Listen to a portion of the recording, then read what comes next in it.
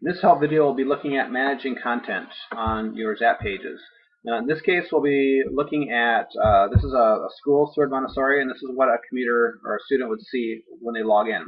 Now, there's a couple bars here that you can manage the content from here, and one is the alert bar here, and we'll show how to put the announcements here. This is usually done for temporary announcements. Then there is also the commuter boxes, which is right here, and you can put in whatever information you want to here, and you can put that in right from your dashboard.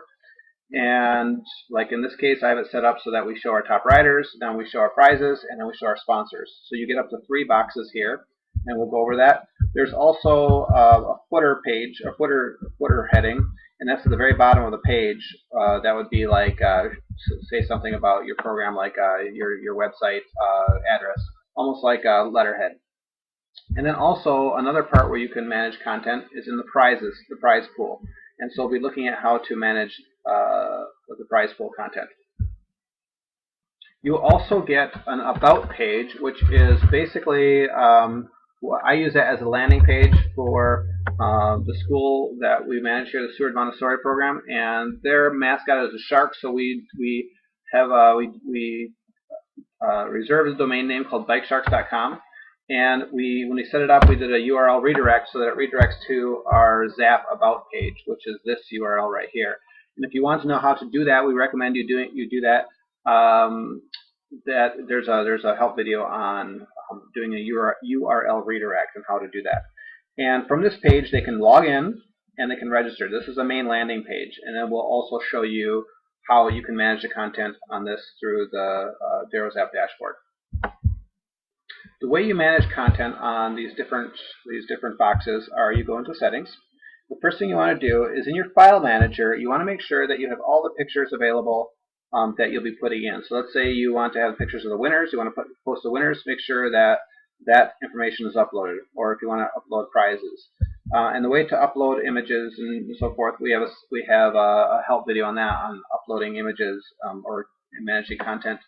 Look at that, but the way you upload it is you just click on that blue arrow, and we'll ask you where you want to get the file from, and you just upload it from your personal computer or from your computer onto the Zap system. So make sure that the images that you want to upload or use are in your Zap system, and that's done through File Manager. But then if you actually want to manage content, you go to Manage Content, and there's different blocks available. Now these blocks are already set up, but when you have yours, you'll not all these blocks will be set up. You'll have to set them up yourself. And the way you do that is you just add a block. But for our purposes, let's take a look at some of the blocks we looked at. So let's look at the alert box first. So look at the block type alert, and let's go and take a look and edit that. So we click on the little pencil that will edit it, and you see what the content name is and content type. So if you don't want the alert, you just say you'd want to do commuter boxes. You just pull one of these different things up. But in this case, you have the alert, and then you can edit it, and it'll bring up the editor, and you can edit it as you like here. So. School day. And save it.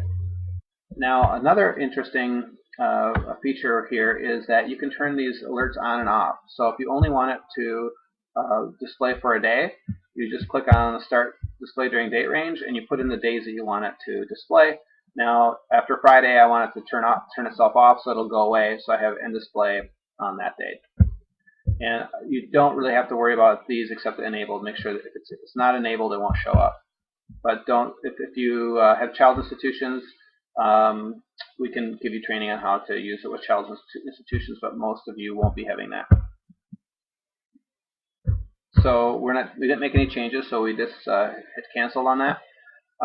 Okay, so let's take a look at the commuter boxes. Now the commuter boxes are what it appears when you saw like the winner and the team prizes and the sponsors. Now you get 3 of those commuter boxes. So let's take a look at the winners, and that is what appeared in that page you saw on the commuter calendar. and that can be changed. And also you can have that turn on and off. So I've got this to stop on May 31st, when we'll have a new winner at the end of May. And then for team prizes, same thing. I can turn that on and off, same idea. So I just want you to get the idea how these correspond to what you saw on that original page. And for information on how to edit the specific like images and so forth, just go to, there's a help video on adding and editing photos.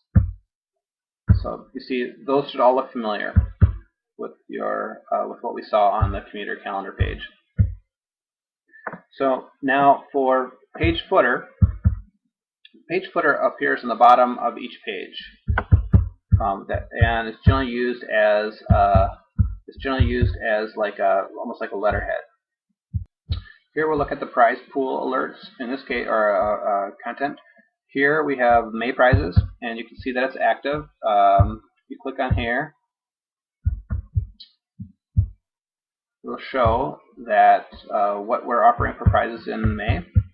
And what's nice about this is that you can switch these out. You can set them all off at the beginning of the year for each month and have them turn on and off as the month expires. This is our April, which we had displayed from 4/1 to 4/30, so now that's over, so it's no longer displaying. The prize pool content will appear under the prize block right here. And then if you want to know more about actually adding prizes in there, see the help video on adding and managing prizes.